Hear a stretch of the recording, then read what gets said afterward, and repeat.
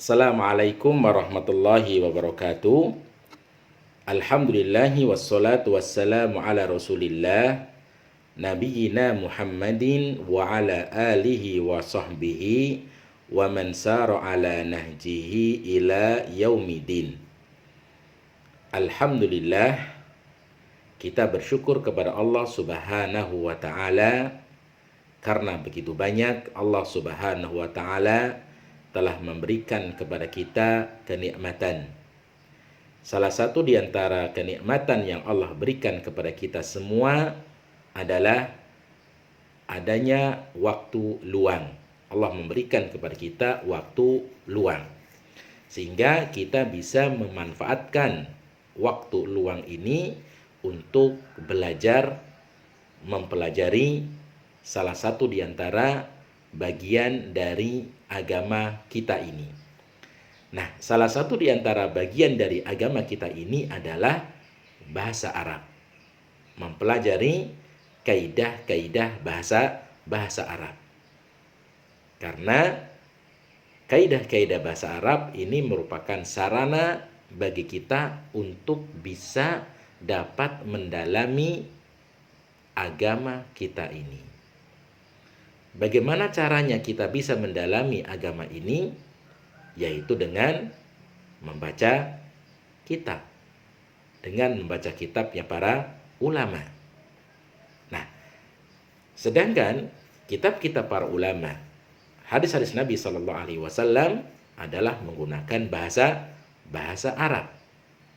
Maka kita harus mempelajari kaidah-kaidah bagaimana cara kita bisa membaca kitab tersebut. Nah, salah satu di antara cara kita bisa membaca kitab tersebut adalah dengan mempelajari kaidah-kaidah bahasa Arab.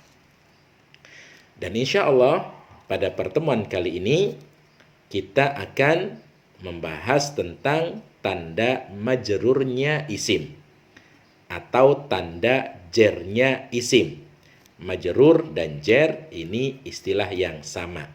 Bisa majrur, bisa jer. Jadi tanda jernya isim atau tanda majrurnya isim.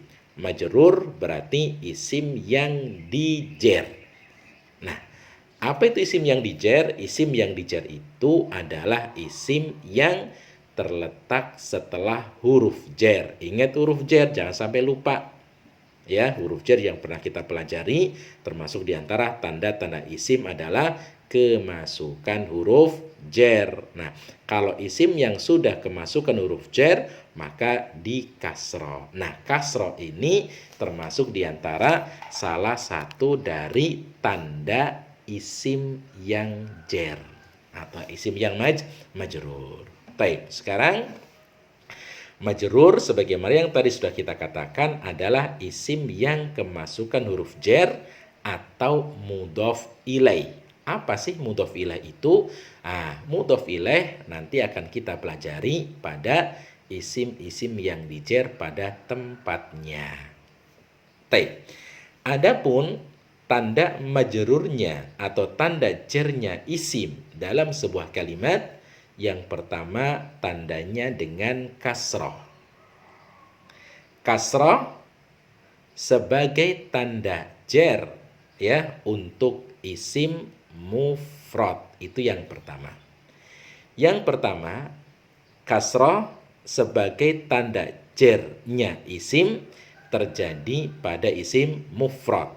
Isim mufrad adalah isim yang menunjukkan arti jumlah satu pada setiap bendanya, baik itu pada isim muannas ataupun isim mudzakkar. Isim mudzakkar. Baik. Contoh, jalastu alal kursiyyi.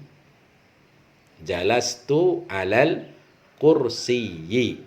Alal kursiyyi. Al kursiyyi di situ isim yang majrur, isim yang berada di tempat isim yang jer.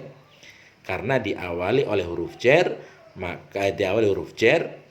yaitu ala, maka al-kursiyyi tanda jernya dengan kasroh karena isim mufrad. Kemudian yang kedua, jalastu alal kursi artinya saya duduk di atas kursi. Kemudian contoh yang kedua atau tanda yang kedua. Tanda yang kedua atau tanda kasroh sebagai tanda untuk isim jamak muannas salim. Jadi jamak muannas salim adalah jamak atau isim yang menunjukkan arti lebih daripada dua untuk muannas. Nah, jamak muannas salim ini ketika berada di tempat isim yang majrur, maka tanda jernya dengan kasroh. Contoh fa akhraja bihi minats tsamarati. Dia mengeluarkan darinya beberapa buah-buahan. Ats-tsamarati adalah isim yang majrur karena diawali oleh huruf jar min. Tanda jernya dengan kasroh karena jamak muannas salim. Kemudian yang kedua, tanda jernya isim dengan ya. Huruf ya sebagai tanda jer untuk isim yang pertama mutsanna, isim yang menunjukkan arti dua, baik untuk mudzakkar ataupun untuk muannas. Baik, contohnya di situ adalah wa ma anzala alal malakaini. Mana yang dimaksud? Malakaini. Al-malakaini di situ isim mutsanna. Pada kalimat di atas atau pada kalimat tersebut berada di tempat isim yang majrur karena diawali oleh huruf jar yaitu ala. Tanda jarnya dengan apa? Dengan ya, malakaini. Ada huruf ya-nya di situ. Dan karena isim mutsanna. Dan dia tidak menurunkan kepada dua malaikat. Kemudian yang kedua, ya sebagai tanda jar untuk jamak mudzakkar salim. Jamak mudzakkar salim adalah isim yang menunjukkan arti lebih daripada dua untuk mudzakkar. Nah, jamak mudzakkar salim ketika berada di tempat isim yang nasab, berada di tempat isim yang majrur, maka tanda jernya dengan ya.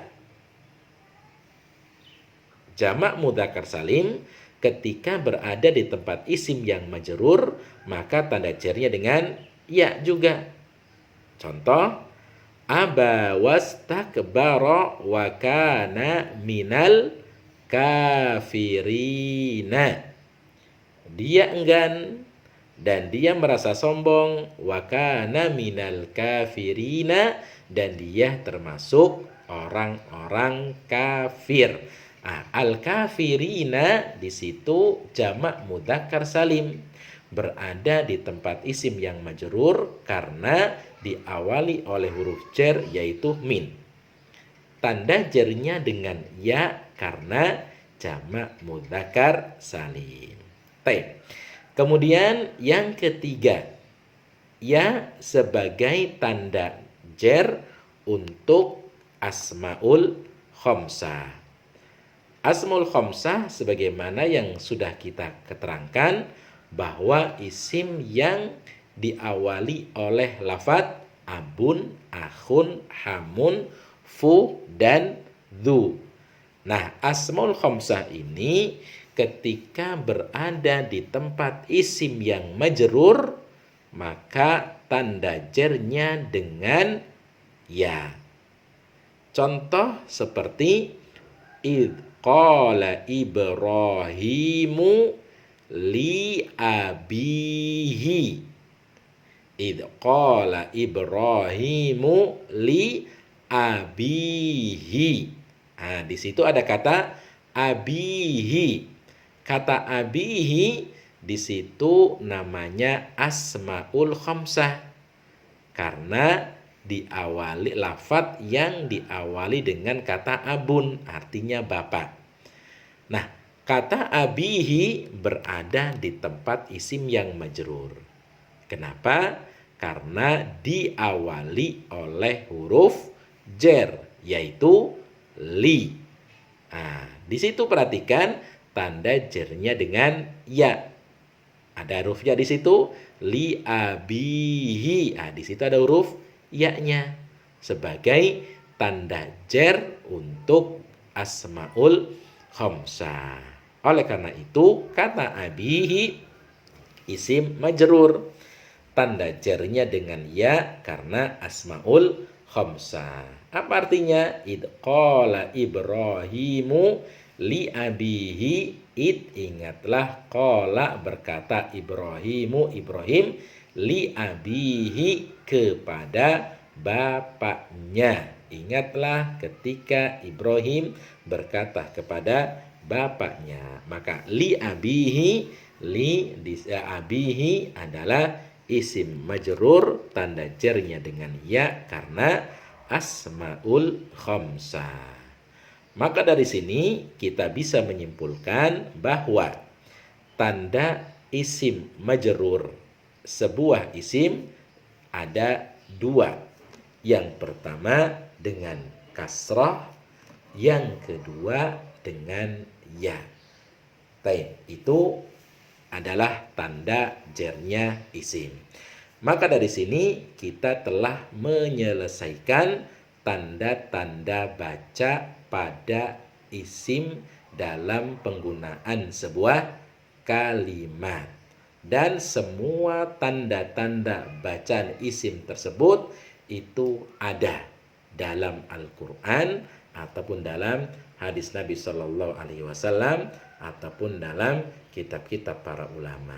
Oleh karena itu, ya, maka harus untuk dihafalkan tanda-tanda baca pada isim. Tanda rofaknya isim, tanda nasabnya isim, tanda jernya isim harus dihafalkan karena ya kita nanti akan bisa membaca tulisan yang tanpa adanya harokat. Wallahu ta'ala a'lam. Inilah yang bisa kita terangkan, yang bisa kita jelaskan pada pertemuan kali ini. Semoga bisa dapat difahami. Wallahu ta'ala a'lam. Wa sallallahu ala nabiyyina Muhammadin. Wa akhiru da'wana anilhamdulillahi rabbil alamin. Wassalamualaikum warahmatullahi wabarakatuh.